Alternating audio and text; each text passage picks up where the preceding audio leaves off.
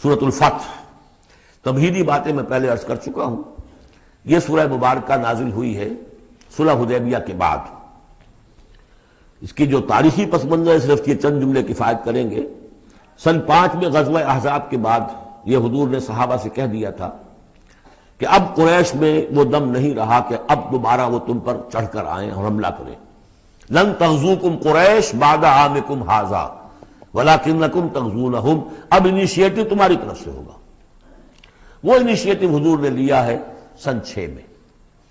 آپ نے عمرے کا احرام باندھا اور آپ کے ساتھ 1400، عام طور پر زیادہ بیان ہوتا ہے لیکن بعض روایات میں 1800 صحابہ احرام باندھ کر چلے کہ ہم عمرہ کرنے جا رہے ہیں. یہ گویا کہ ایک ٹیسٹ تھا کہ اب قریش کرتے کیا ہے. آپ احرام کے لیے اپنی منزل بہ منزل کرتے ہوئے پہنچ گئے حدیبیہ تک، وہی جگہ جہاں پر کہ پھر صلح ہوئی. ادھر قریش کے لیے جو ہے ان کی جان پر بن گئی. پہلی بات تو یہ کہ ان کی روایات کے خلاف تھا کہ کوئی آئے عمرے کی نیت سے اور ان کو روک دے. یہ عرب کی روایت نہیں تھی.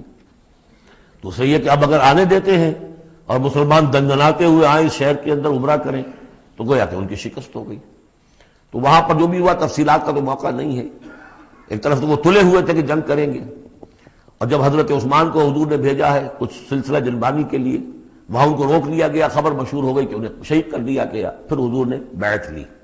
وہ بیعت علی الموت کہلاتی ہے، بیعت علی لا نفر یا بیعت علی الموت، اور اس کا نام ہے بیعت رضوان. ایک درخت کے نیچے آپ تشریف فرما ہوئے اور سب نے آ کر آپ سے بیعت کی کہ اب یہاں جانیں دے دیں گے اپنی، سب ہم یہاں پر مرنے کے لیے تیار ہیں، جانیں قربان کر دیں گے، یہاں سے واپس نہیں جائیں گے.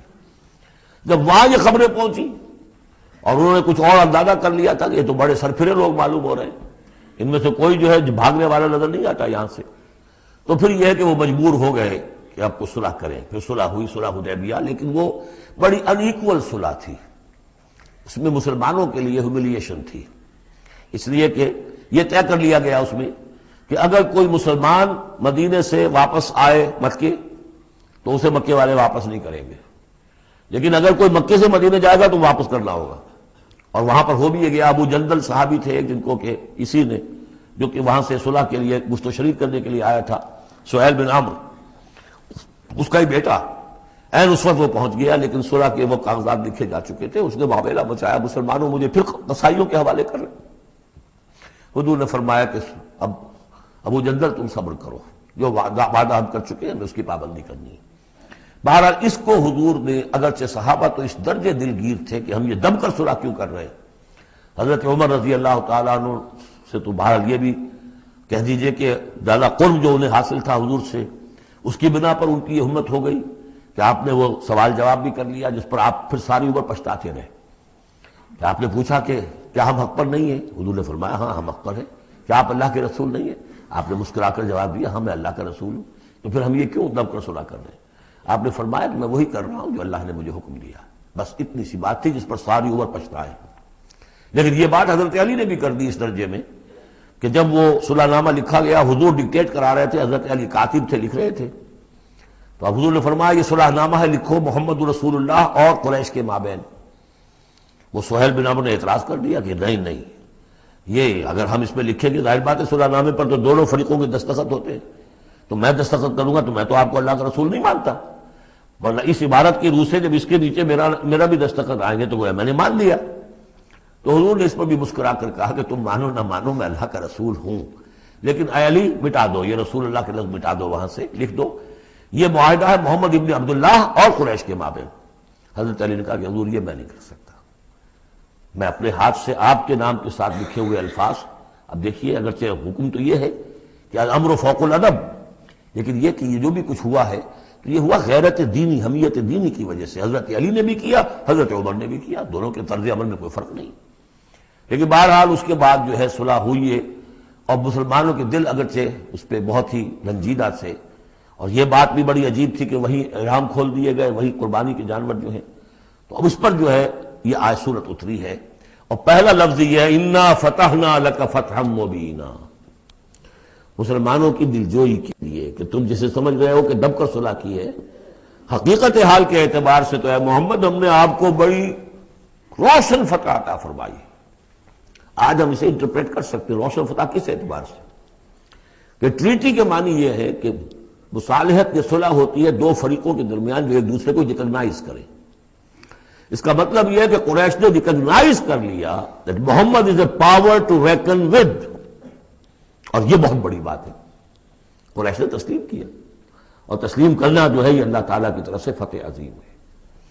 انا فتحنا لك فتحا مبینا لیغفر لك اللہ ما تقدم من ذنبك وما تاخر. اب دیکھیے یہ ذنب کا لفظ یہاں پر دوبارہ آ گیا تاکہ اللہ تعالیٰ بخش دے آپ کو جو پچھلے ہوئی آپ کی کوئی کوتاہیاں یا گناہ یا جو بعد میں ہوئی. وَيُتِمَّ نِعْمَتَهُ، جو پیچھے رہے گناہ ان کو بھی بخش دے. وَيُتِمَّ نِعْمَتَهُ عَلَيْكَ، اور تاکہ اللہ تعالیٰ اپنی نعمت کا اتمام فرما دے آپ پر. وَيَهْدِيَكَ صِرَاطًا مُسْتَقِيمًا، اور آپ کو ہدایت دے سیدھے راہ کی طرف. اب یہ ہے پھر ایک اشکال پیدا ہوتا ہے کہ حضور صلی اللہ علیہ وسلم تو پہلے ہی سیدھی راہ پر ہیں، پھر یہ کہ تمام اہل ایمان حضور کے ساتھ سیدھی راہ پر چلے آ رہے ہیں، اور سیدھی راہ پر چلتے ہوئے اب اہل ایمان کو بھی، حضرت ابوبکر کو بھی آپ کے ساتھ چلتے ہوئے کتنے برس ہو گئے؟ 18 برس ہو گئے. تو اب ان کے معنی کیا ہو گئے؟ تو اس پہ بہت سی بحثیں ہیں، یہ تو اب میں تفصیل میں نہیں جا سکتا. میری توجہ وہی ہے جو میں اس سے پہلے سورہ محمد میں کر چکا ہوں ضم کی، کہ یہ جو جد و جہد ہوئی ہے اس میں اگر کہیں کوئی خامی کوتاہی کسی کی طرف سے ہوئی ہے، چاہے وہ کسی اور مسلمان کی طرف سے ہوئی ہے، صاحب ایمان کی طرف سے ہوئی ہے، غلطی ہوئی ہے، خطا ہوئی ہے، ان سب کی اب اللہ تعالیٰ تلافی فرما دے گا. یہ فتح مبین جو ہے وہ ان سب کو کور کر جائے گی. اور یہدیہ کا صراط مستقیم، اب آپ کی یہ جد و جہد بالکل سیدھی تیر کی طرح اپنے ہدف کی طرف بڑھے گی. اب اس میں کوئی جو ہے تزلزل نہیں ہوگا، بلکہ آپ کی یہ جد و جہد، اللہ کے دین کی اقامت کی جد و جہد اور اللہ کی حکومت قائم کرنے کی جد و جہد جو ہے سیدھی اپنے ہدف کی طرف بڑھتی چلی جائے گی. چنانچہ یتم نعمتہ، وہ تو ہم پڑھ چکے ہیں، الیوم اکملت لکم دینکم واتممت علیکم نعمتی ورضیت لکم الاسلام دینا. تو دین کا اتمام ایک تو اس شکل میں کہ قرآن میں دین مکمل ہو جائے، شریعت پوری ہو گئی، لیکن اس سے تکمیل نہیں ہوتی اس معنی میں جب تک اس کی ایک عملی ڈیمانسٹریشن بھی مکمل نہ ہو. عملی ڈیمانسٹریشن مکمل ہوتی ہے جب اللہ کی حکومت بالفعل قائم ہو جائے. تو اتمام نعمت جو ہے وہ صرف کتاب کے اندر اس شریعت کا پورا بیان ہو جانا اور نظام کا آ جانا، اس سے وہ اتمام بتمام و کمال نہیں ہوتا جب تک کہ اس کی ایک نشانی، اس کا ایک نمونہ جو ہے، اس کی ایک صورت لوگوں کے سامنے نہ آ جائے، آئیڈیل فارم اس کی جو ہے وہ سامنے نہ آ جائے، اس کا نمونہ سامنے آ جائے.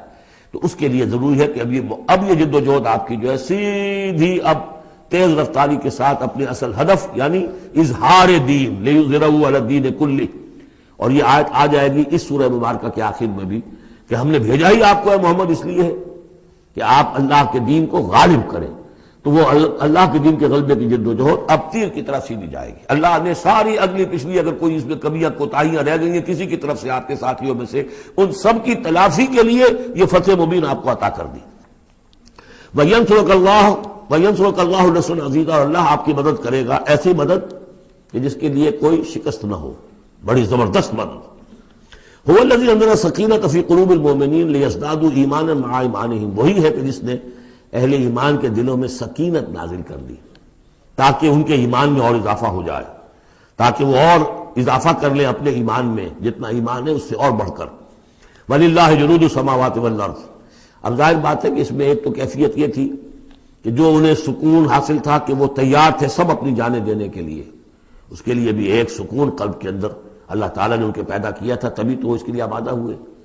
پھر یہ کہ ان کے اندر نظم اور ضبط کا یہ عالم کہ کوئی ایک شخص بھی حق میں نہیں تھا کہ یہ صلح یہاں اس وقت ہو، لیکن محمد رسول اللہ ان کی اطاعت اس کا سب سے بڑا ٹیسٹ وہاں ہوا ہے. اور یہ بات جو میں کہہ رہا ہوں شاید بعض حضرات کو عجیب لگی، کوئی ایک شخص بھی نہیں تھا اس کے حق میں. اس کی دلیل کیا ہے؟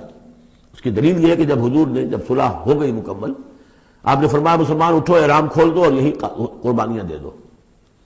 کوئی نہیں اٹھا، ایک بھی نہیں اٹھا. دوسری مرتبہ کہا آپ نے اٹھو بھائی، اب ہو گیا بات، بس جو ہو گئی، اب یہی احرام کھول دو. کوئی نہیں اٹھا. تیسری دفعہ کوئی نہیں اٹھا. آپ دلگیر ہو کر، دل گرفتہ ہو کر اپنے خیمے میں چلے گئے.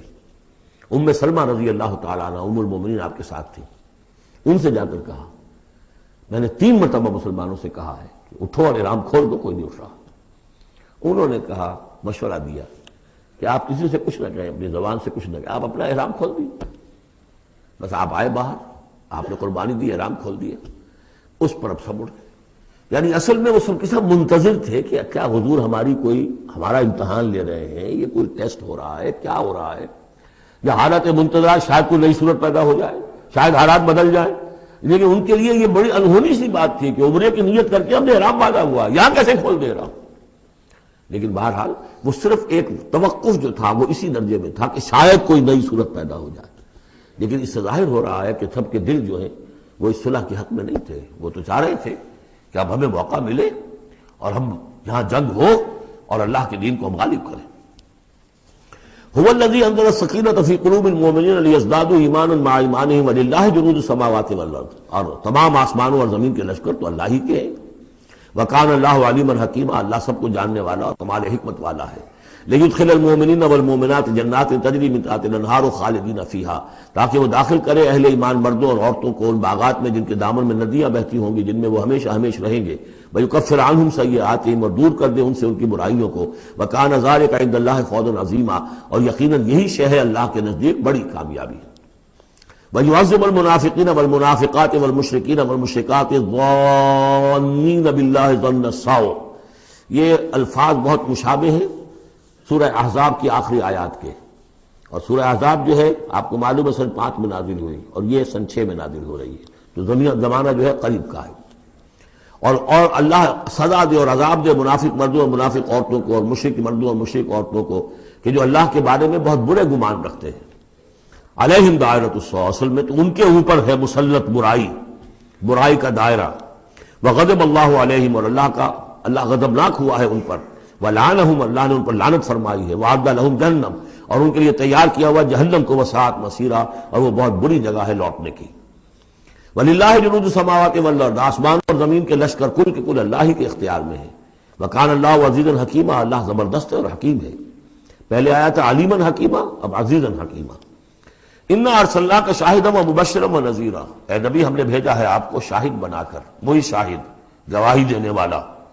یہاں اپنے قول اور اپنے عمل سے اللہ کے دین کی گواہی دی۔ قیامت میں کھڑے ہو کر عدالت میں پروزیکیوشن وٹنس کی حیثیت سے کہیں گے اے اللہ تیرا دین جو مجھ تک آیا تھا میں نے پہنچا دیا تھا، اب یہ ان کے ذمے ہے۔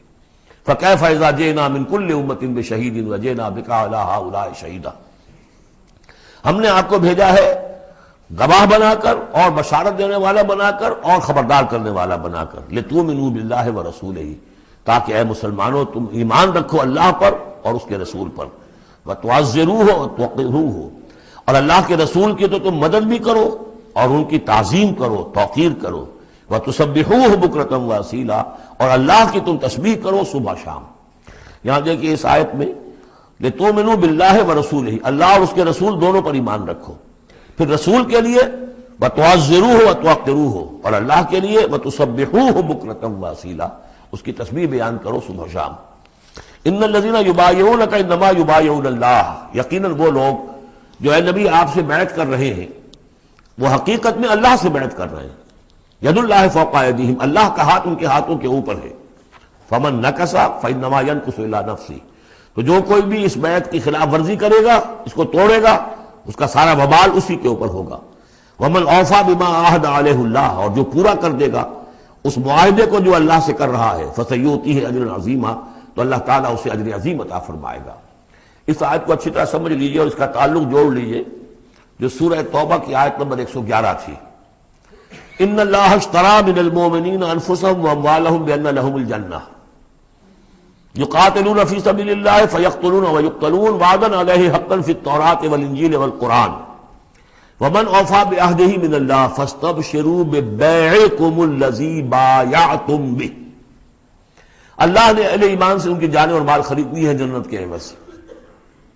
یہ جو خرید و فروخت ہو گئی ہے یہ بیع ہو گئی ہے، بیع و شرع ہو گئی ہے۔ فاستبشروا ببیعکم الذی بایعتم بہ، خوشیاں مناؤ، جشن مناؤ اس بیعت پر، اس بیع پر، اس سودے پر جو تم نے کیا ہے، اس سے بہتر سودا کوئی نہیں۔ اچھا یہ بیع تو ہوئی بندے اور اللہ کے مابین۔ فرض کیجئے میں بیعت کر رہا ہوں، اے اللہ میں اپنی جان مال تیرے حوالے کرتا ہوں، لیکن اللہ کے اور میرے درمیان تو غیب کا پردہ ہے۔ یہ کیسے، کس کو دوں یہ جان اور مال، کس کے حکم پر دوں، کس کے کہنے پر دوں، کہاں مال خرچ کروں؟ ظاہر بات ہے کہ اس کے لیے کوئی انسان، اب وہ انسان اس وقت تھے محمد الرسول اللہ صلی اللہ علیہ وسلم، بیع اللہ سے، بیعت محمد سے۔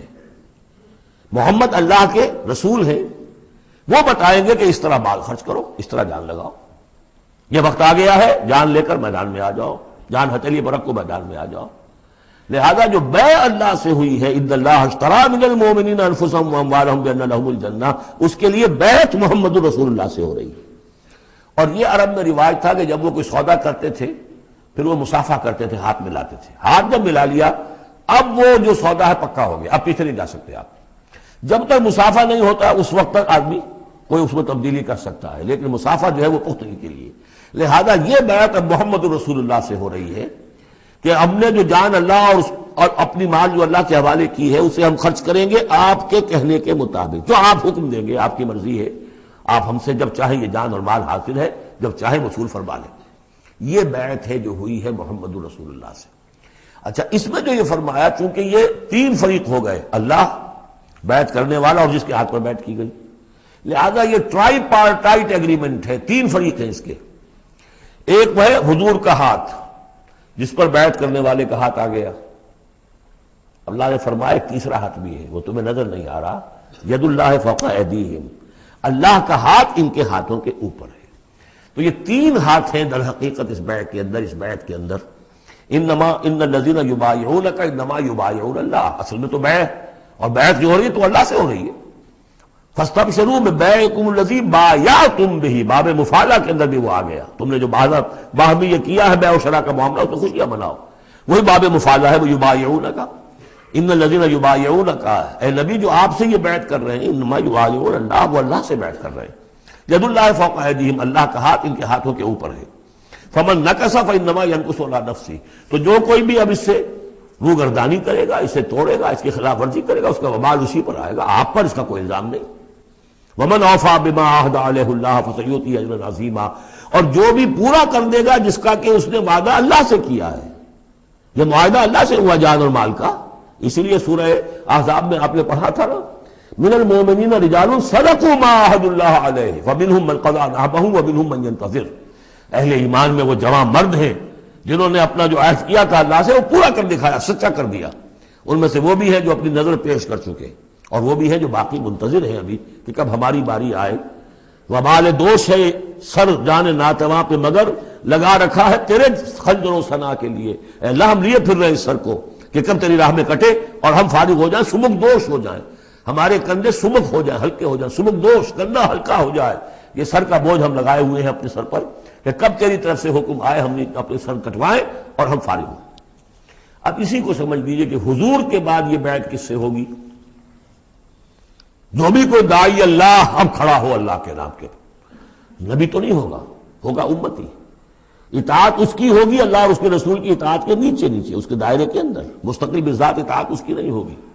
لیکن یہ کہ بہرحال اب بھی ضرورت ہوگی کہ کوئی جماعت ہو، کوئی جمعیت ہو، کوئی طاقت ہو، ایک فرد سے جو ہے اکیلا چنا بھاڑ نہیں پھوڑ سکتا۔ دین کو غالب کرنے کی جد و جہد، عقیم الدین جو ہم پڑھائے ہیں، یہ پورا سلسلہ جو ہے مکی صورتوں کا جو ان مدنی صورتوں کے ساتھ منسلک ہے، توحید عملی، اقامت دین، اور جو اس صورت کے اندر آ جائے گا لیظہرہ علی الدین کلہ، اس کے لیے جماعت چاہیے، جمعیت چاہیے۔ تو اب بھی کوئی اللہ کا بندہ ہوگا، آپ اسے ٹھوک بجا کر دیکھ لیں، اطمینان دیکھیں، سوچ دیکھیں اس کی رائے کیا ہے، وہ کیا سمجھتا ہے، اگر وہ دین سے بھی واقف ہے، اگر وہ یہ کہ زمانے کے حالات سے بھی واقف ہے، اس کی شخصیت کو دیکھیے، اس کے ماحول کو دیکھیے، اگر آپ کا دل گواہی دے کہ یہ کوئی بہروپیہ نہیں ہے، یہ واقعتاً سنسیئر آدمی ہے، خلوص کے ساتھ اس کے ہاتھ میں ہاتھ دے کر بیٹھ کے یہ ساتھ چلیے۔ یہی طریقہ مسنون اور منصوص ہے، یہی ایک طریقہ ہے جس کا قرآن مجید میں، یعنی نصوص کسے کہتے ہیں؟ نصوص قرآنی، نصوص حدیث، حدیث میں بھی ذکر ہے تو بیعت کا ہے۔ باقی اور کوئی طریقہ جماعت سازی کا مسنون نہیں ہے، مباح وہ بھی ہے، جو بھی طریقہ اختیار کر لیا مباح ہے، حرام نہیں ہے۔ ممبرشپ ہے، ممبرشپ سے پھر امیر کا منتخب کرنا ہے، 2 سال 4 سال کے بعد پھر انتخاب، ٹھیک ہے، کوئی شے حرام نہیں ہے جب تک کہ اس کی حرمت کے لیے کوئی دلیل نہ ہو۔ لیکن مسنون اور منصوص اور معصور، تین الفاظ۔ نصوص قرآن و سنت میں جس کا تذکرہ ہے وہ بیعت ہے۔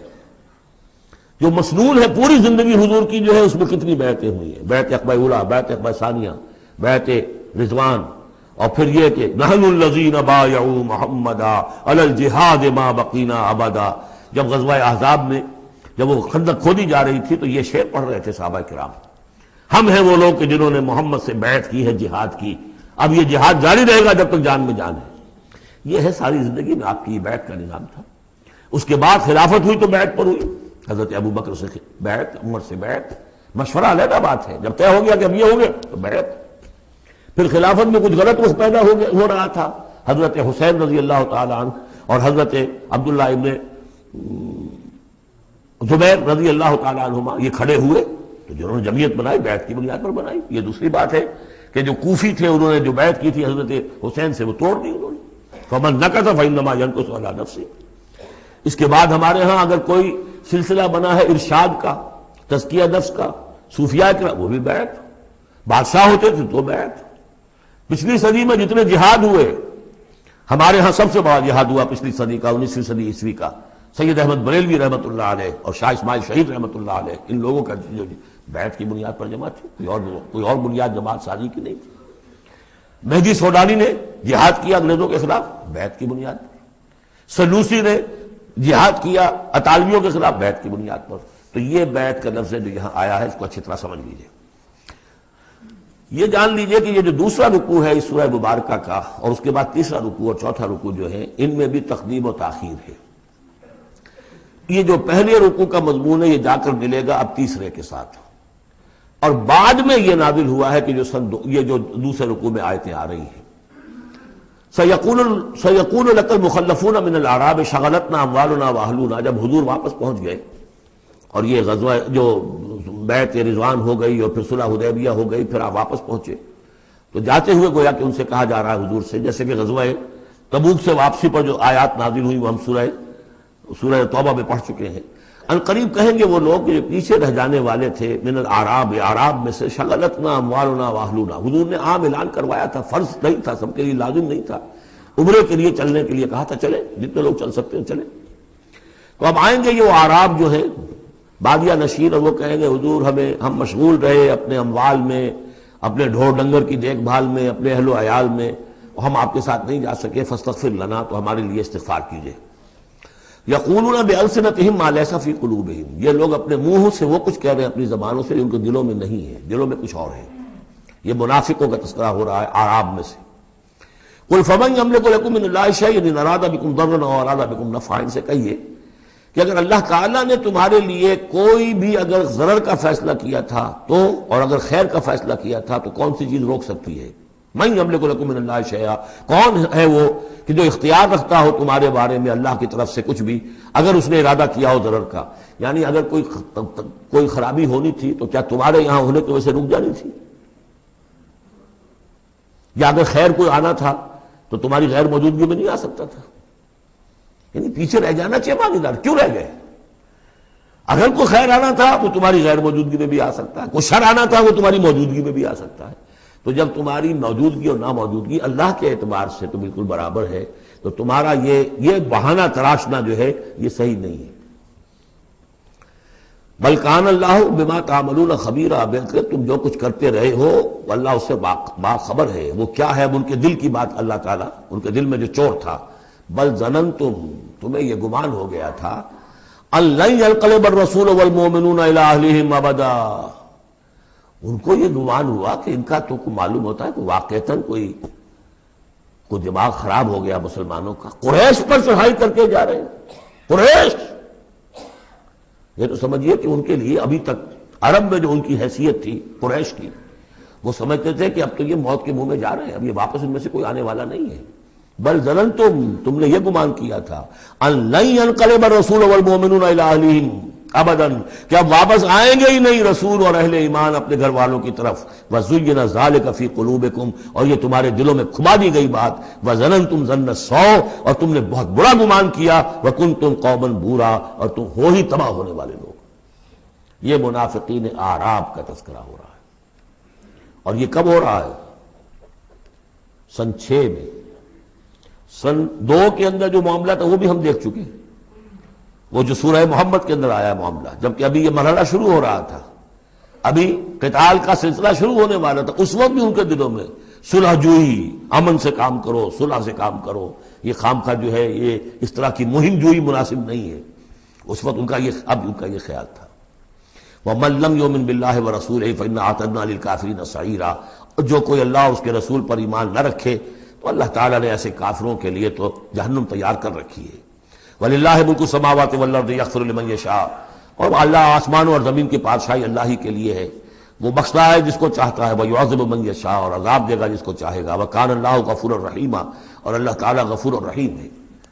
سَيَقُولُ الْمُخَلَّفُونَ إِذَا انطَلَقْتُمْ إِلَىٰ مَغَانِمَ لِتَأْخُذُوهَا، اب یہ نوٹ کر لیجئے تاریخی اعتبار سے کہ اس کے فوراً بعد جو ہے اگلے ہی سال حضور نے، اب جب کہ قریش سے صلح ہو گئی تو آپ یکسو ہو گئے، ادھر سے کوئی حملہ اب نہیں ہوگا، تو آپ نے اپنی پوری طاقت لے کر خیبر پر حملہ کیا، جو گڑھ بن گیا تھا یہودیوں کا، جو بنو قینقاع اور بنو نذیر نکالے گئے تھے، جا کے وہیں آباد ہو گئے تھے، پہلے سے بھی وہاں پر وہ بڑا گڑھ تھا، ان کے بڑے قلعے تھے، بڑے یعنی فورٹیفائڈ، اور وہاں پر سارا وہ اب حضور نے ان کی جو ہے سرکوبی کی۔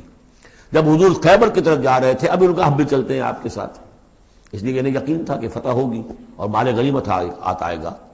سَيَقُولُ الْمُخَلَّفُونَ إِذَا انطَلَقْتُمْ إِلَىٰ مَغَانِمَ، اور اے مسلمانوں جب تم اب جاؤ گے غنیمت حاصل کرنے کے لیے، یعنی اب جو غزوہ خیبر کی طرف جب پیش قدمی کرو گے، تو یہی لوگ جو پہلے پیچھے رہ گئے تھے وہ یہ کہیں گے ذرونا نتبعکم، ہم بھی آپ کے ساتھ چلیں، اجازت دیجیے۔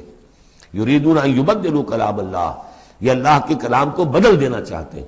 وہ اللہ کا کلام اگلے رکوع میں آ رہا ہے کہ ان کے بارے میں طے کر دیا گیا تھا کہ جو لوگ اس صلح حدیبیہ کے موقع پر نہیں گئے ہیں ساتھ حضور کے، اب ان کو کسی بھی دوسری نیکسٹ جنگ کے اندر شمولیت کی اجازت نہیں ہوگی۔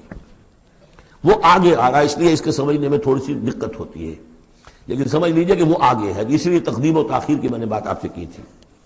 یریدون یبدلوا کلام اللہ، یہ چاہتے ہیں کہ اللہ کے کلام کو تبدیل کر دیں، اللہ کے حکم کو بدل دیں۔ قل لن تتبعونا، کہہ دیجئے کہ نہیں اب تم ہمارے ساتھ نہیں جاؤ گے۔ کذالکم قال اللہ من قبل، یہ بات اللہ تعالیٰ پہلے ہی کہہ چکا ہے پہلے، اور اس صورت میں آ رہا ہے ذرا بعد میں۔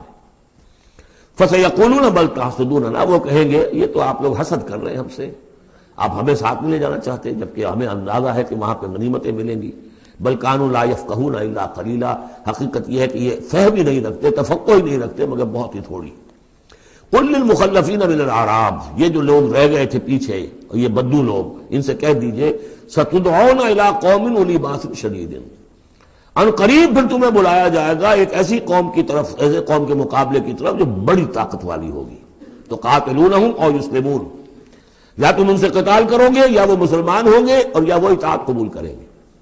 اس سے ہے اشارہ در حقیقت جو نیا سلسلہ جنگوں کا اب شروع ہونے والا تھا، اور وہ تھا سلطنت روما کے خلاف غزوہ موتا۔ اب اندرون ملک عرب کا معاملہ جو تھا وہ ختم ہوا، اب تو اصل جو معاملہ پیش آنا ہے وہ انقلاب محمدی کا بین الاقوامی مرحلہ ہے، تصدیر الانقلاب، انقلاب کو اب آگے ایکسپورٹ کرنا ہے، اور اب ٹکراؤ ہونے والا ہے جس کی پیشگی خبر دی جا رہی ہے سلطنت روما کے ساتھ، جہاں سٹینڈنگ آرمیز تھی لاکھوں کی، جو رومن لیجنز مشہور ہیں تاریخ کے اندر، غرق آہن اور ٹرینڈ۔ تو تمہیں بلایا جائے گا اس وقت، پھر تمہیں ایک موقع دے دیا جائے گا، ستدعون الی قوم اولی باس شدید تقاتلونہم او یسلمون، اور یہ اصل میں تین چیزیں آ گئیں وہی کہ اب جو بھی اس عرب سے باہر جو معاملہ ہوا ہے، یا تو وہ اسلام لے آئے یا وہ اطاعت قبول کر لیں، یہ دونوں یسلمون میں شکلیں ہو جائیں گی، اطاعت قبول کر لیں گے اسلام لے آئے یا پھر جنگ ہوگی۔ فَإِن تُطِيعُوا يُؤْتِكُمُ اللَّهُ أَجْرًا حَسَنًا، اگر اس وقت تم اطاعت کرو گے اللہ کے رسول کی، ان کے ساتھ جاؤ گے تو اللہ تعالیٰ جو ہے تمہیں اجر حسنہ دے گا۔ وَإِن تَتَوَلَّوْا كَمَا تَوَلَّيْتُم مِّن قَبْلُ، اور اگر تمہیں اسی طرح پیٹھ دکھا دی جیسے کہ پہلے پیٹھ دکھائی تھی، يُعَذِّبْكُمْ عَذَابًا أَلِيمًا، تو اللہ تعالیٰ عذاب علیم دے گا تمہیں۔ لَيْسَ عَلَى الْأَعْمَىٰ حَرَجٌ، ہاں اگر کوئی اندھا ہے تو اس پر کوئی الزام نہیں ہے، کوئی تنگی نہیں ہے، وہ اگر نہیں گیا کوئی بات نہیں۔ وَلَا عَلَى الْأَعْرَجِ حَرَجٌ، نہ کوئی لنگڑا ہے تو اس کے لیے بھی نہیں ہے۔ وَلَا عَلَى الْمَرِيضِ حَرَجٌ، اسی طریقے سے کوئی بیمار ہے تو اس پر بھی کوئی اس کی باس پرس نہیں ہے۔ وَمَن يُطِعِ اللَّهَ وَرَسُولَهُ يُدْخِلْهُ جَنَّاتٍ تَجْرِي مِن تَحْتِهَا الْأَنْهَارُ، اور جو اللہ تعالیٰ اور اس کے رسول کی اطاعت کرے گا اللہ تعالیٰ اس کو داخل کرے گا ان باغات میں جن کے دامن میں ندیاں بہتی ہوں گی۔ وَمَن يَتَوَلَّى، اور جو کوئی پلٹ جائے پیٹھ موڑ لے، يُعَذِّبْهُ عَذَابًا أَلِيمًا، اللہ تعالیٰ اسے عذاب علیم دردناک عذاب دے گا۔ اب اس کے بعد یہ پہلے رکوع والا مضمون جو بیعت کا مضمون چل رہا تھا، وہی بیعت کا مضمون اب آگے یہاں چل رہا ہے۔ یہ بیچ والا جو ہے دوسرے رکوع کا مضمون یہ اس کے بعد کا تھا، پہلے آ گیا۔ وہاں جو فرمایا تھا کہ ان الذین یبایعونک انما یبایعون اللہ، اب آگے چلیے، لقد رضی اللہ عن المؤمنین اذ یبایعونک تحت الشجرہ، اللہ راضی ہو گیا ان اہل ایمان سے جو آپ سے بیعت کر رہے تھے درخت کے نیچے۔ فعلم ما فی قلوبہم، تو اللہ تعالیٰ کے علم میں ہے جو کچھ ان کے دلوں میں تھا، اور اس وقت ذوق شہادت اور جوش جہاد تھا، ابھی وہ صلح کی بات تو ہوئی نہیں، وہ تو بیعت کر کے ہونے کی بات ہوئی ہے۔ فانزل السکینۃ علیہم، اللہ نے ان پر سکینت، سکون، اطمینان نازل کر دیا۔ واصابہم فتحا قریبا، اور انہیں فتح دے دی بہت قریب، وہ فتح قریب وہی ہے، انا فتحنا لک فتحا مبینا، اس صلح کو کہا گیا کہ فوری طور پر انہیں فتح مل گئی۔ ومغانم کثیرۃ یاخذونہا، اور بہت سی غنیمتیں ہیں جو وہ اور جو لیں گے، حاصل کریں گے۔ وکان اللہ عزیزا حکیما، اور اللہ تعالیٰ زبردست ہے، حکمت والا۔ وعدکم اللہ مغانم کثیرۃ تاخذونہا، اے مسلمانوں اللہ کا تم سے وعدہ ہے بہت سی غنیمتیں تمہیں ملیں گی۔ فعجل لکم ہذہ، تو یہ تو تمہیں نقد دے دی ہے، فوری طور پر دے دی ہے یہ فتح جو تمہیں مل گئی ہے۔ وکف ایدی الناس عنکم، اور اللہ تعالیٰ نے روک لیا لوگوں کے ہاتھوں کو تم سے، لتکون آیۃ للمؤمنین، تاکہ یہ اہل ایمان کے لیے ایک نشانی بن جائے۔ وَيَهْدِيَكُمْ صِرَاطًا مُسْتَقِيمًا، اور اللہ تعالیٰ تمہاری رہنمائی فرمائے سیدھے راستے کی طرف، یعنی اب تمہاری جد و جہد جو ہے وہ تیر کی طرح سیدھی کامیابی کے آخری مراحل تک پہنچ جائے۔ بارک اللہ لی ولکم فی القرآن العظیم ونفعنی وإیاکم بالآیات والذکر الحکیم۔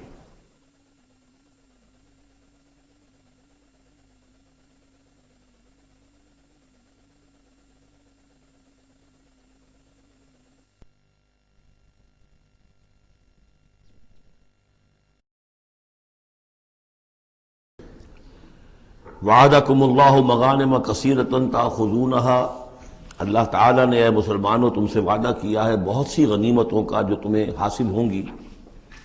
فعجل لکم ہذہ، تو یہ تو اللہ نے فوری طور پر تمہیں عطا کر دی ہے، یعنی یہ فتح مبین۔ وکف ایدی الناس عنکم، اور لوگوں کے ہاتھ تمہاری جانب سے روک لیے، یعنی جنگ اگر ہوتی ظاہر بات ہے کہ قریش بھی پھر اگر اس میں اپنی قوت کا مظاہرہ کرتے تو کچھ نہ کچھ نقصان تو مسلمانوں کا بھی ہوتا۔ کف ایدی الناس عنکم، ان کے ہاتھ باندھ لیے اور روک لیے اللہ نے تم سے۔ وَلِتَكُونَ آیَةً لِّلْمُؤْمِنِينَ، اور تاکہ یہ اہل ایمان کے لیے ایک نشانی بن جائے۔ وَيَهْدِيَكُمْ صِرَاطًا مُسْتَقِيمًا، اور اللہ تعالیٰ اب تمہیں سیدھی راہ پر جو ہے گامزن کر دے، یعنی تمہاری جد و جہد کو، اجتماعی جو جد و جہد ہے تمہاری، اسے براہ راست تیر کی طرح سیدھا اب اس کے آخری ہدف اور منزل مقصود تک پہنچا دے۔ وَأُخْرَىٰ لَمْ تَقْدِرُوا عَلَيْهَا، اور کچھ اور بھی فتحیں ہیں جن کا ابھی تک تمہیں جس پر قدرت حاصل نہیں ہوئی ہے۔ قد احاط اللہ بہا، اللہ تعالیٰ ان کا بھی احاطہ کیے ہوئے ہے، یعنی یہ کہ اس کے فوراً بعد تمہیں ایک فتح ملے گی جو کہ خیبر کی ہوگی، کیونکہ یہ اس جو رکوع ہم نے دوسرا پڑھائے ہیں، تیسرا اس سے پہلے نازل ہوا ہے، اور یہ کہ پھر فتح مکہ ہونے والی ہے۔ اللہ تعالیٰ نے یہ تمام فتوحات جو اللہ کے تو علم میں ہے، اللہ کے نے ان کا احاطہ کیا ہوا ہے۔ وَقَالَ اللَّهُ عَلَىٰ كُلِّ شَيْءٍ قَدِيرٌ، اللہ ہر چیز پر قادر ہے۔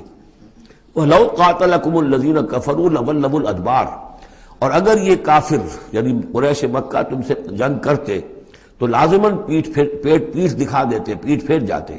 ثُمَّ لَا يَجِدُونَ وَلِيًّا وَلَا نَصِيرًا، اور پھر نہ پاتے اپنے لیے کوئی حمایتی، کوئی مددگار۔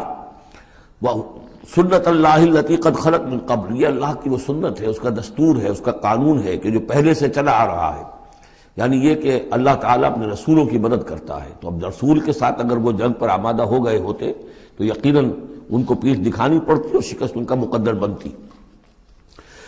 سنت اللہ التی قد خلت من قبل ولن تجد لسنت اللہ تبدیلا، اور نہیں پاؤ گے تم اللہ کی سنت اور اللہ کے دستور میں کوئی تبدیلی۔ وَهُوَ الَّذِي كَفَّ أَيْدِيَهُمْ عَنْكُمْ وَأَيْدِيَكُمْ عَنْهُمْ بِبَطْنِ مَكَّةَ، وہی ہے جس نے روک لیے ان کے ہاتھ تمہاری طرف بڑھنے سے اور تمہارے ہاتھ ان کی طرف بڑھنے سے۔ بِبَطْنِ مکہ، بیچ شہر مکے کے، یعنی مکے کی وادی میں اور مکے کے شہر میں اگر یہ جنگ ہوتی اور یہ خونریزی ہوتی، من بعد ان اسفرکم علیہم، اور یہ اللہ نے روک دیا اس کے بعد کہ اللہ نے تمہیں ان پر فتح دے دی تھی، یعنی کہ واقعتاً دل میں قریش شکست کھا چکے تھے، وہ سمجھ گئے تھے کہ ہمارے لیے مقابلہ ممکن نہیں ہے، ورنہ وہ صلح کبھی نہ کرتے۔ ان کے لیے تو یہ چیز گویا کہ بڑی موت سے بھی بڑھ کر جو تھی بھاری تھی کہ مسلمان جو ہے ان کے ساتھ ہم صلح کریں، انہیں تسلیم کر لیں، اور پھر یہ بھی طے کریں کہ اگلے سال آپ آئیے اور ہم 3 دن کے لیے یہ پورا مکہ خالی کر دیں گے، آپ یہاں جس طرح چاہے عمرہ کریں۔ یہ شرط بھی اس میں شامل تھی اگلے سال، لیکن اس سال آپ کو جانا پڑے گا، ہماری ناک جو ہے اتنی نہ کٹے کہ اسی سال آپ عمرہ کر لیں، لیکن یہ ہے کہ بہرحال آئندہ آپ آئیں گے۔ تو اس کے بعد کہ اللہ نے انہیں تمہیں ان پر فتح دے دی تھی، وَكَانَ اللَّهُ بِمَا تَعْمَلُونَ بَصِيرًا، اور جو کچھ تم کر رہے ہو اللہ اسے دیکھ رہا ہے۔ هُمُ الَّذِينَ كَفَرُوا وَصَدُّوكُمْ عَنِ الْمَسْجِدِ الْحَرَامِ، وہی لوگ ہیں، یعنی ان کے جرائم کا تذکرہ ہو رہا ہے جنہوں نے کفر کیا تو اور تمہیں روکے رکھا مسجد حرام تک جانے سے، وَالْهَدْيَ مَعْكُوفًا أَن يَبْلُغَ مَحِلَّهُ، اور ہدی کے جو جانور لے کے گئے تھے مسلمان احرام کے ساتھ ساتھ، وہ ہدی کے جانور تھے کہ کعبے کے لیے نیاز کے یہ جانور ہیں، وہ رکے ہوئے تھے کہ وہ اپنی اصل جگہ پر یبلغ محلہ، کہ اس کا اصل مقام تو یہ تھا کہ کعبے جائیں، وہاں پر ان کا چڑھاوا چڑھایا جائے اور ان کی قربانی دی جائے، لیکن یہ کہ وہ رکے ہوئے تھے کہ وہاں تک نہیں پہنچ سکتے تھے۔ لیکن یہ اللہ نے کیوں ہاتھ روک لیے، ان کے ہاتھ تم سے، تمہارے ہاتھ ان سے کیوں روک لیے، جنگ کیوں نہیں ہونے دی، اس کی حکمت اب آ رہی ہے۔ وَلَوْلَا رِجَالٌ مُؤْمِنُونَ وَنِسَاءٌ مُؤْمِنَاتٌ، اگر نہ ہوتے مرد مومن اور عورتیں مومنات، لم تعلموہم، جنہیں تم نہیں جانتے تھے، ان تطؤوہم، اندیشہ تھا کہ تم انہیں بھی پیس ڈالتے، یعنی جب جنگ ہوتی ہے، بھٹی گرم ہو جاتی ہے، اس وقت تو تحقیق و تفتیش مشکل ہوتی ہے۔ اب وہ مسلمان کے جو ہجرت نہیں کر سکے، ان میں ضعفاء بھی تھے، ان میں مریض بھی تھے، ان میں عورتیں بھی تھیں جن کے لیے ممکن ہی نہیں تھا، جیسا کہ ہم سورہ نساء میں پڑھ چکے ہیں کہ جن کے لیے بالکل ممکن ہی نہیں تھا، اللہ تعالیٰ نے ان کو معاف کر دیا تھا، ہجرت نہیں کر رہے تب بھی اللہ ان سے مواخذہ نہیں کرے گا۔ تو اب وہ لوگ بھی موجود تھے مکے کے اندر، اب اگر یہ چکی چلتی تو پھر تو یہ پیس ڈالتی ان کو بھی۔ وَلَوْلَا رِجَالٌ مُؤْمِنُونَ وَنِسَاءٌ مُؤْمِنَاتٌ لَمْ تَعْلَمُوهُمْ أَن تَطَؤُوهُمْ، تم جانتے ہی نہیں تھے، ہو سکتا ہے کہ تم انہیں بھی کچل دیتے، فَتُصِيبَكُم مِّنْهُمْ مَعَرَّةٌ، اور ان کے معاملے میں پھر تم پر ایک الزام آ جاتا، بغیر علم، اس کے بغیر کہ تمہیں کوئی علم ہو، تمہاری بے خبری میں تم پر الزام آتا کہ ان اہل ایمان نے آ کر اپنے اہل ایمان ساتھیوں کو بھی قتل کر دیا۔ لِيُدْخِلَ اللَّهُ فِي رَحْمَتِهِ، اللہ نے اسی لیے روک دیا اس جنگ کو اس وقت اور تمہیں فتح دے دی صلح کی شکل میں، تاکہ اللہ تعالیٰ داخل کرے اللہ تعالیٰ اپنی رحمت میں جس کو چاہے۔ وَلَوْ تَزَيَّنُوا لَعَذَّبْنَا الَّذِينَ كَفَرُوا مِنْهُمْ عَذَابًا أَلِيمًا، اگر وہ علیحدہ ہو چکے ہوتے، یعنی مسلمان اہل ایمان مرد اور عورتیں جو ہیں جو ابھی تک مقیم ہیں یہاں پر، اگر وہ یہاں سے نکل چکے ہوتے، علیحدہ ہو چکے ہوتے، تو پھر باقی یہاں صرف کفار رہ گئے ہوتے، تو ہم اسی وقت لَعَذَّبْنَا الَّذِينَ كَفَرُوا مِنْهُمْ عَذَابًا أَلِيمًا، تو ان کافروں کو ہم ابھی وہ بدترین عذاب کا مزہ چکھا دیتے۔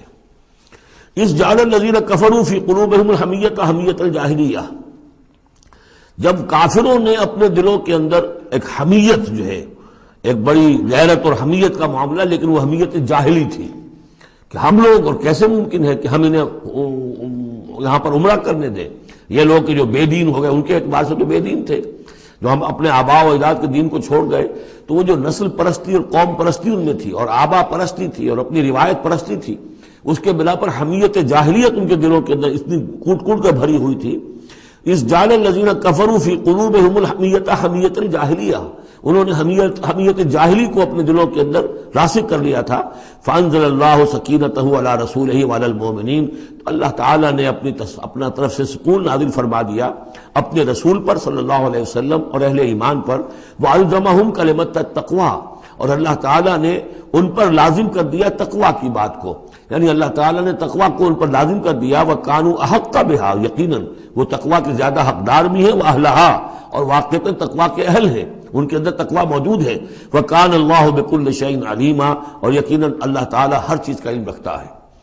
لَقَدْ صَدَقَ اللَّهُ رَسُولَهُ الرُّؤْيَا بِالْحَقِّ، اب ایک شبہ کا ازالہ ہو رہا ہے کہ کچھ لوگوں کو یہ خیال پیدا ہوا ہوگا کہ رسول کا تو خواب بھی سچا ہوتا ہے اور وحی کے درجے میں ہے، حضور نے ہمیں فرمایا تھا کہ میں نے خواب دیکھا کہ ہم عمرہ کر رہے ہیں تو چلو، اور یہاں ہم عمرہ نہیں کر سکے تو رسول کا خواب جھوٹا ہو گیا۔ یہ اگر شک کسی کے دل میں پیدا ہوا تو اس کو ظاہر کر رہے ہیں کہ رسول کا خواب جھوٹا نہیں ہوا، یعنی یہ کہ اس میں جب حضور سے پوچھا بھی گیا، آپ نے تو فرمایا تھا کہ ہم عمرہ کریں گے، تو آپ نے فرمایا تھا یہ میں نے کب کہا تھا کہ اسی سال ضرور کریں گے، عمرہ کریں گے، چنانچہ اگلے سال وہ عمرہ ہوا۔ سن 7 میں اسے عمرہ قضا کہتے ہیں، جو صلح حدیبیہ میں طے ہو گیا تھا کہ اگلے سال آپ آئیے عمرہ کیجیے، تو عمرہ قضا جو ہے یہ عمرہ چونکہ رہ گیا تھا، درمیان میں ہی بند ہو گیا، تو عمرہ قضا، اس عمرے کی قضا اگلے سال جو ہے سن 7 میں آپ نے دی، اور 3 دن تک قریش نے مکے کو خالی کر دیا، پہاڑوں پر چڑھ گئے اور مسلمان 3 دن تک مکے کے اندر مقیم رہے، انہوں نے اپنے اطمینان سے عمرہ ادا کیا۔ تو فرمایا لقد صدق اللہ رسولہ الرؤیا بالحق، اللہ نے بالکل سچا دکھایا خواب اپنے رسول کو، اس میں قطعاً کسی جھوٹ کا شائبہ نہیں۔ لَتَدْخُلُنَّ الْمَسْجِدَ الْحَرَامَ إِنْ شَاءَ اللَّهُ آمِنِينَ مُحَلِّقِينَ رُؤُوسَكُمْ وَمُقَصِّرِينَ لَا تَخَافُونَ، تم اے مسلمانوں لازماً داخل ہوگے مسجد حرام میں انشاءاللہ پورے امن کے ساتھ، آمنین بے کھٹکے، محلقین رؤوسکم ومقصرین، اپنے سروں کو حلق بھی کراؤ گے اور قصر بھی کراؤ گے۔ سر منڈوا دینا احرام کھولتے ہوئے یہ گویا کہ حلق ہے، اور چھوٹے بال کر دینا یہ قصر ہے۔ تو محلقین رؤوسکم ومقصرین لا تخافون، اور تمہیں کوئی اندیشہ نہیں ہوگا، یعنی جو ہو گیا اگلے سال کہ بالکل مکہ خالی، کوئی اندیشہ نہیں، کوئی مڈ بھیڑ نہیں، کسی طرف سے کوئی تانا نہیں، کوئی بری بات بھی سننے میں نہیں آئی، اور وہ سب لوگ جو ہیں وہ رہے اپنے پہاڑوں کے اوپر۔ فعلم ما لم تعلموا، تو اللہ جانتا ہے جو تم نہیں جانتے۔ فجعل من دون ذلك فتحا قریبا، تو اس کے بعد اللہ تعالیٰ نے ایک بڑی فتح رکھی ہے قریب، یعنی یہ کہ اس کے فوراً بعد اس سے ورے، اس لیے کہ اس عمرہ قضا سے پہلے فتح خیبر ہوئی ہے، اور بہت جو مغانم کا تذکرہ ہو رہا ہے اس میں جو غنیمت آئی ہے بہت نمایاں، وہ غزوہ خیبر کی ہے۔ ایک تو یہ کہ یہودیوں کا گڑھ تھا، بہت مالدار تھے، پھر یہاں سے جو گئے تھے 2 قبیلے نکل کر گئے تھے، وہ بھی اکثر ان میں سے وہیں آباد ہو گئے تھے، تو وہ ان کی بڑی جمعیت تھی وہاں پر، اور یہودی ویسے مالدار ہوتے ہیں، تو وہاں پہ جو غنیمت ملی ہے مسلمانوں کو اس کے اشارہ ہو رہا ہے۔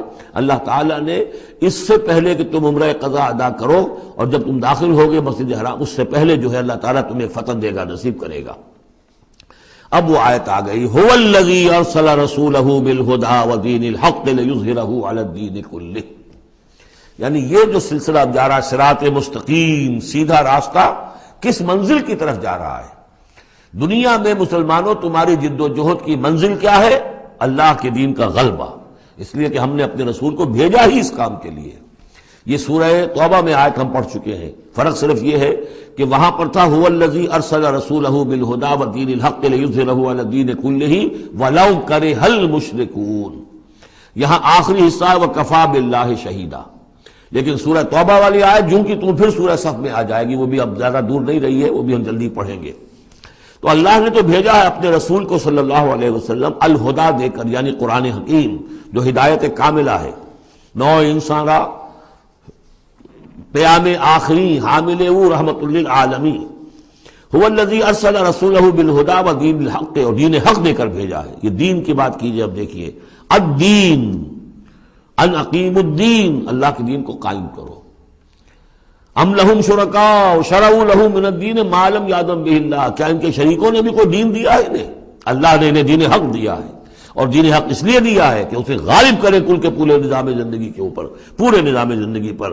وہی ہے جس نے بھیجا ہے اپنے رسول کو صلی اللہ علیہ وسلم بالہدا، ہدایت دے کر، قرآن دے کر، ودین الحق، اور سچا دین، حق دین، عادلانہ نظام زندگی دے کر، لیظہرہ علی الدین کلہ، تاکہ وہ غالب کریں اسے کل کے کل نظام زندگی پر، وکفی باللہ شہیدا، اور کافی ہے اللہ مدد کے لیے۔ عام طور پر ترجمہ یہاں پر گواہ کا کیا گیا ہے، آپ نے دیکھا ہوگا، لیکن یہاں اس لفظ شہید کا مطلب جو مدد کے ہے۔ اس کے لیے یہ کہ نوٹ کیجئے جو سورہ بقرہ کے 30 رکوع میں آیا تھا، فَإِن كُنتُمْ فِي رَيْبٍ مِّمَّا نَزَّلْنَا عَلَىٰ عَبْدِنَا فَأْتُوا بِسُورَةٍ مِّن مِّثْلِهِ وَادْعُوا شُهَدَاءَكُم مِّن دُونِ اللَّهِ إِن كُنتُمْ صَادِقِينَ، بلا لو اپنے مددگاروں کو اللہ کے سوا اگر تم سچے ہو۔ تو چونکہ اصل میں شہیدہ کے معنی تو ہے حاضر ہونا، شہیدہ یشہدو، کسی کی موجودگی اور حاضری، جو موجود ہوتا ہے وقوع پر وہی صحیح گواہی دینے کا اہل ہے، اس لیے اس کے معنی گواہی کے پیدا ہو گئے، اور جو موجود ہو وہی آپ کی مدد بھی کر سکتا ہے، اس لیے اس کے معنی مددگار کے بھی ہیں۔ آپ کا کوئی دوست ہے، بڑا آپ کا بھائی خواہ ہے، لیکن جب آپ پر کوئی ستم ہو رہا تھا، ظلم ہو رہا تھا، زیادتی ہو رہی تھی، وہ موجود ہی نہیں تھا بیچارہ، وہ کیا کرے گا؟ آپ کی مدد نہیں کر سکتا۔ تو مددگار بھی معنی ہے لفظ شہید کے۔ وَكَفَى بِاللَّهِ شَهِيدًا، اللہ کافی ہے مددگار کی حیثیت سے۔ محمد الرسول اللہ والذین معہ، یہ وہ جماعت ہے جو اس بیعت کی بنیاد پر وجود میں آئی ہے۔ نوٹ کر لیجئے اس بات کو، یہ بیعت کے تذکرے کے ساتھ اب یہ آیت آ رہی ہے۔ محمد الرسول اللہ صلی اللہ علیہ وسلم ایک بیعت تو وہ لیتے تھے کہ جو کوئی ایمان لاتا تھا، ایمان کی بیعت، لیکن یہ آپ نے اہل مکہ سے کبھی نہیں لی، بلکہ وہاں تو جس نے بھی کہہ دیا اشہد ان لا الہ الا اللہ واشہد ان محمد رسول اللہ، کوئی فارمل ڈیکلیریشن، کوئی اور اس کے لیے کوئی سمبولک کوئی اقدام نہیں تھا، الا یہ کہ کوئی باہر سے آتا تھا تو بیعت ہوتی تھی۔ اس کے بعد آپ نے بیعت مکے میں دو لی ہیں، بیعت عقبہ اولا، بیعت عقبہ ثانیہ. اور بیعت عقبہ ثانیہ کی بیعت وہ ہے کہ جس سے اب وہ ایک جماعتی شکل بنی ہے، اس لیے کہ اس کے الفاظ کیا ہیں، متفق علیہ روایت ہے، یہ بخاری اور مسلم دونوں میں. راوی اس کے حضرت عبادہ بن صامت رضی اللہ تعالی عنہ. وہ بیعت کیا تھی؟ بایعنا رسول اللہ صلی اللہ علیہ وسلم علی السمع والطاعۃ فی العسر والیسر والمنشط والمکرہ وعلی عثرۃ علینا وعلی لا ننازل امر اہلہ وعلی ان نقول بالحق اینما کنا لا نخاف فی اللہ لومۃ لائم. ہم نے بیعت کی تھی اللہ کے رسول سے کہ آپ کا ہر حکم سنیں گے اور مانیں گے، اطاعت کریں گے. فی العسر والیسر، خواہ مشکل ہو اور خواہ آسانی ہو، والمنشط والمکرہ، خواہ ہماری طبیعتیں آمادہ ہو، خواہ ہمیں اپنی طبیعتوں پر جبر کرنا پڑے. وعلی عثرۃ علینا، خواہ ہم پر دوسروں کو ترجیح دی جائے. ہم کبھی نہیں کہیں گے کہ ہم آپ کے پرانے ساتھی ہیں، آپ نے بالکل ایک نووارد کو ہمارے اوپر امیر کیسے مقرر کر دیا. نہیں، اٹس یور پریروگیٹو، یہ آپ کا اختیار ہوگا جس کو آپ چاہیں امیر بنائیں. وعلی اللہ ننازل امر اہلہ، جنہیں آپ والی امر بنا دیں گے، امیر بنا دیں گے، ان سے بھی ہم جھگڑیں گے نہیں، ان سے تعاون کریں گے، ان کی اطاعت کریں گے. جیسے کہ ایک اور حدیث میں حضور نے فرمایا، من اطاعنی فقد اطاع اللہ ومن عصانی فقد عصی اللہ. جس نے میری اطاعت کی اس نے اللہ کی اطاعت کی، اور جس نے میری نافرمانی کی اس نے اللہ کی نافرمانی کی. ومن اطاع امیری فقد اطاعنی، جس نے میرے مقرر کردہ امیر کی اطاعت کی اس نے میری اطاعت کی. ومن اطاع امیری فقد ومن عصی امیری فقد عصانی، جس نے میرے مقرر کردہ امیر کی نافرمانی کی اس نے میری نافرمانی کی. اب ظاہر بات ہے جب جماعتی زندگی ہوتی ہے تو ایک ہی امیر نہیں ہوتا. اب ایک فوج ہے، ایک سپہ سالار ہے، لیکن اور چھوٹے چھوٹے جو اس کے حصے ہیں، میمنہ پر کوئی اور ہے، میسرہ پر کوئی اور ہے، اب قلب پر کوئی اور ہے. چھوٹے چھوٹے کمانڈرز بھی تو ہیں. چھوٹی سی کمپنی ہے، پلاٹون ہے، پھر بٹالین ہے، بٹالین سے اوپر ریجیمنٹ ہے. ہر جگہ پر جو ہے اس کے جو آفیسرز موجود ہیں، جو کمانڈرز موجود ہیں، ان سب کا سلسلے وار سب اطاعت کا نظام اگر نہیں ہوگا تو وہ فوج کہاں ہوئی. اس طرح ایک جماعت ہے، ایک پورے ملک کے اندر جماعت ہے، اس کا امیر ہے، پھر اس کے کئی صوبائی اس کی شاخیں اس کے امیر ہیں، تو یہ تو نظام اس طرح چلے گا. تو یہاں پر وعلی ان نقول بالحق اینما کنا، اور آخری بات جو تھی اس بیعت کے اندر کہ ہم جہاں کہیں بھی ہوں گے حق بات ضرور کہیں گے. مشورہ مانگا جائے گا، مشورہ دیں گے. وی ول ناٹ ہولڈ بیک اور اوپینینز، ہم اپنی رائے دیں گے، حق بات کہیں گے جہاں کہیں ہوں گے. لیکن اس کے بعد جو فیصلہ ہوگا فیضا عذاب الامر، جیسا کہ ہم پڑھ چکے ہیں، جب فیصلہ ہو جائے تو پھر یہ کہ اللہ اور اس کے رسول کی اطاعت لازم ہے. تو فرمایا یہ محمد رسول اللہ والذین معہ کی جو جماعت بنی ہے اس شکل میں، اس قتال کے مرحلے کے شروع ہونے سے پہلے منہج انقلاب نبوی میں اقدام کا مرحلہ جب آیا ہے، پیسو ریزسٹنس جب ایکٹیو ریزسٹنس میں چینج ہو رہی ہے، تو اب وہ ایک نظم جماعت کی شکل ہے، اور وہ بیعت عقبہ ثانیہ کی بنیاد پر وجود میں آیا. محمد رسول اللہ والذین معہ اشداء علی الکفار رحماء بینہم. اللہ کے رسول، یہ اس میں دو طرح ترجمے اس کے کیے جاتے ہیں. محمد اللہ کے رسول ہیں، یہ ایک جملہ پورا ہو گیا. والذین معہ اشداء علی الکفار رحماء بینہم، اور جو ان کے ساتھ ہیں وہ کافروں پر بہت بھاری ہیں اور آپس میں بہت رحم دل ہیں. اور ایک ترجمہ یہ بھی ہے کہ محمد رسول اللہ والذین معہ، یہ سب مل کر مبتدا بنی. اللہ کے رسول محمد اور جو ان کے ساتھ ہیں ان سب کی شان یہ ہے کہ اشداء علی الکفار رحماء بینہم، وہ کفار کے حق میں بڑے سخت ہیں لیکن آپس میں بہت رحم دل ہے، رحیم ہے، شفیق ہے. یہ ہم پڑھ چکے ہیں سورہ مائدہ میں بھی. اذلۃ علی المؤمنین اعزۃ علی الکافرین، اہل ایمان کے حق میں وہ بہت ہی نرم خو ہو، حلقہ یاراں تو بریشم کی طرح نرم، رزم حق و باطل ہو تو فولاد ہے مومن. یہ شان جو ہے بندہ مومن کی قرآن مجید میں دو جگہ آئی ہے. تراہم رکعا سجدا یبتغون فضلا من اللہ ورضوانا، تم دیکھو گے ان کو کبھی سجدے میں گرے ہوئے ہوں گے اور کبھی رکوع کر رہے ہوں گے. وہ اپنے رب کے فضل کے متلاشی رہتے ہیں ہر دم ہر آن، اور اللہ کی رضا چاہتے ہیں. سیماہم فی وجوہہم من اثر السجود، اور ان کی جو نشانی ہے وہ ان کے چہروں میں جو اثرات پیدا ہوتے ہیں سجدے سے. سجدے سے عام طور پر تو خیال یہ ہوتا ہے کہ یہی جو گھٹا پڑ جاتا ہے یہی سجدے کا نشان ہے، لیکن اس کے علاوہ بھی نمازیوں کے چہرے میں ان کی نماز کی ایک کیفیت ہوتی ہے، نورانیت ہوتی ہے کہ جو ان کے چہروں کے اندر موجود ہوتی ہے. ذالک مثلہم فی التوراۃ، یہ ہے ان کی مثال اور تمثیل جو تورات میں آئی تھی. ومثلہم فی الانجیل، اور انجیل میں جو ان کی مثال دی گئی تھی وہ یہ ہے کزرع اخرج شطأہ، جیسے ایک کھیتی وہ اپنا پٹھا نکالتی ہے، فآزرہ، پھر اسے گاڑھا کرتی ہے، فاستغلظ، اور فاستویٰ، اس کو مضبوط کرتی ہے اور پھر اسے گاڑھا کرتی ہے، فاستوى علی سوقہ، پھر اپنی نال پر کھڑی ہو جاتی ہے. چھوٹی سی کوئی کوپل پھوٹتی ہے، پھر وہ بڑھتی ہے، نرم سی ہے، پھر ذرا اس کا جو تنا بنتا ہے اس کے اوپر پھر کھڑی ہو جاتی ہے سیدھی. یہ جس طریقے سے درجہ بدرجہ یہ جو زراعت ہو رہی ہے، یہ کھیتی ہو رہی ہے، اس کا نتیجہ کیا نکلتا ہے؟ یوجب الزراع، جو زراعت کرنے والا ہے، جو کاشتکار ہے، اسے بڑی بھلی لگتی ہے. آیا آج دیکھا اپنی کھیتی کو اپج آئی ہے، نکل آئی ہے، اس کے بعد یہ کیا بڑھ رہی ہے، پک رہی ہے، اب کھیتی لہرا رہی ہے، اس کے اوپر سٹے آ گئے ہیں. یوجب الزراع لیغیظ بہم الکفار، تاکہ اس سے دل جلے کافروں کا. اب یہاں اس سے واضح ہو گیا یہاں زراع کون ہے.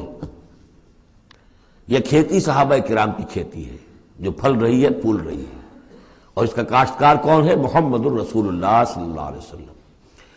تب حضور کے ساتھ آپ کو معلوم ہے کہ جب انتقال ہوا ہے ابو طالب کا تو بمشکل 125 آدمی تھے، 150 آدمی تھے. آپ کی ایسی پوزیشن بھی نہیں تھی کہ اپنے بل پر مکے میں رہ سکتے، اس لیے طائف گئے تھے. کوئی آلٹرنیٹ بیس مل جائے، میں وہاں منتقل کر دوں اپنی اس دعوت کا اور اپنی اس تحریک کا مرکز. لیکن یہ کہ وہاں سے خالی ہاتھ آنا پڑا تھا. ایک وہ دور تھا کہ جس میں پھر ایک مشرک کی امان لے کر مکے میں داخل ہو سکے، مطعم بن عدی کی.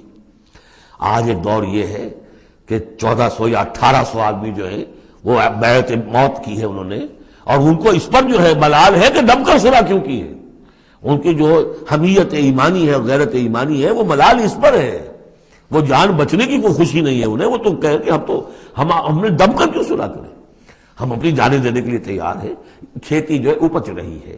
تو فرمایا کزرع اخرج شطأہ فآزرہ فاستغلظ فاستوى على سوقه يعجب الزراع ليغيظ بهم الكفار وعد الله الذين آمنوا وعملوا الصالحات منهم مغفرة واجرا عظیما. اللہ نے وعدہ کیا ہے ان لوگوں سے جو ایمان لائے اور نیک عمل کیے، ان میں سے جو واقعتاً جنہوں نے ایمان اور عمل صالح کا حق ادا کر دیا کہ ان کے لیے مغفرت بھی، اجر عظیم بھی ہے. یہاں جو مولانا عثمانی صاحب نے حاشیہ لکھا مجھے بہت پسند آیا کہ اگرچہ حضور کے سارے ساتھی جو ہیں وہ سب کے سب وہی تھے کہ جو ایمان اور عمل صالح کا حق ادا کر چکے تھے، پھر بھی منہم کی ایک قید لگا کر گویا کہ ان کو یہ بات بتا دی گئی ہے کہ اصل معاملہ ہے کہ موت تک انسان قائم رہے اس پر، مبادا بعد میں کہیں کسی کے اندر کوئی تزلزل پیدا ہو جائے. ورنہ یہ کہ اگر کسی کو اس طرح کا یقین دلا دیا جائے تو اس سے تو یہ کہ پھر اطمینان پیدا ہو جائے گا. ہونا یہ چاہیے کہ آخری وقت تک ڈرتا رہے آدمی، بین الخوف والرجا کی کیفیت رہے کہ کہیں ایسا نہ ہو کہ میں پھر کہیں آج جس مقام پر اللہ نے مجھے پہنچا دیا ہے کہیں پاؤں پھسل جائے. مغفرت و اجر عظیم کا اللہ نے وعدہ فرمایا. اب یہ سورہ مبارکہ آ گئی، سورۃ الحجرات.